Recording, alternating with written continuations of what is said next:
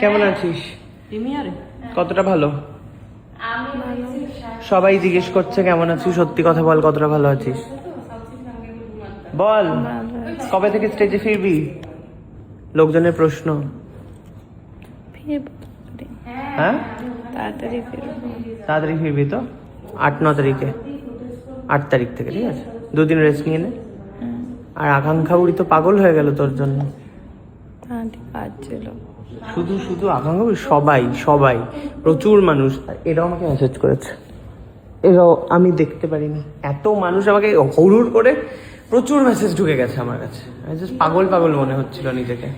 আমি আমি আমি হাফ কাজ করতে চাইনি, পুরো কাজ করতে গেছিলাম। এটা তোর হচ্ছে সেকেন্ড হচ্ছে চান্স, বুঝতে পেরেছিস লাইফের। দরকার ছিল না। কেন দরকার ছিল না? এত মানুষ তোকে ভালোবাসে, এত মানুষ ভাই, সেকেন্ড চান্স খুব ভালো করে বাজ। আমি হচ্ছে সুন্দর একটা ফুলও এনেছিলাম, বাট নো অ্যালাউড। ফের তারপরে আমরা হচ্ছে সেকেন্ড চান্সের পার্টি করবো, ঠিক আছে? কিরে, আর অফকোর্স মধু, এই মধু কোথায় দেখতো, একজনের সাথে পরিচয় করে, সে যদি না থাকতো।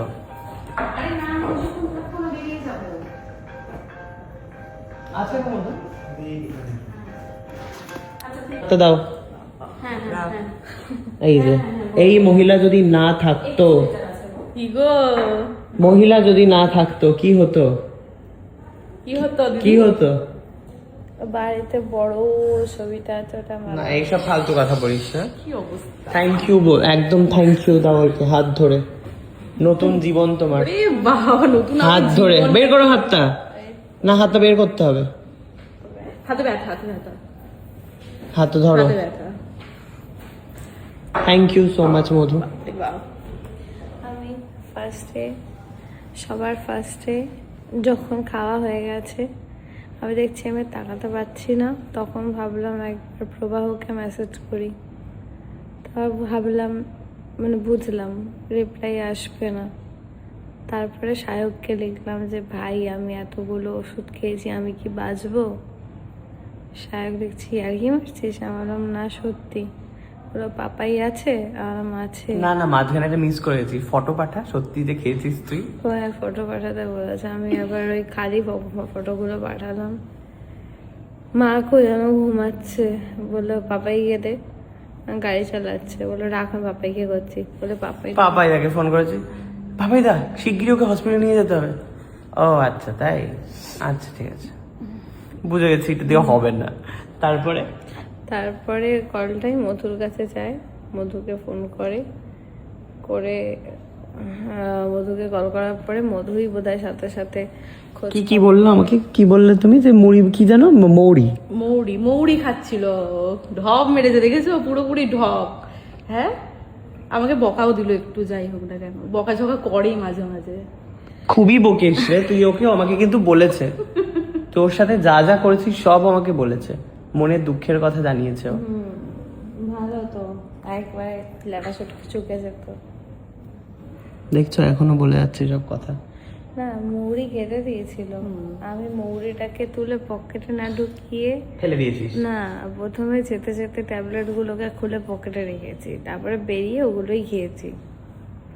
আমি যখন লাস্ট মোমেন্ট দেখলাম যে আমি আর তাকাতে পারছি না, আমি তাও যখন প্যাকেটগুলো ছিঁড়ছি, খেতে বসেছি, আমি তখন অবধি ভাবছি ভগবান সব ঠিক করে দাও, এই 1.5 বছর ধরে প্রবলেম, আর ভালো লাগছে না, ঠিক করে দাও। লাস্ট মোমেন্ট অবধি ভেবেছি এই বুঝি সব ঠিক হয়ে গেল, আর কোনো সমস্যা হবে না। মানে সমস্যা সব জায়গাতেই হয়, বাট আমি ভাবলাম আর কোনো সমস্যা এরকম হবে না যে যেখানে টানাপোড়েন লেগে যাবে, যে হ্যাঁ, নয় মা, নয় সংসার, নয় স্বামী।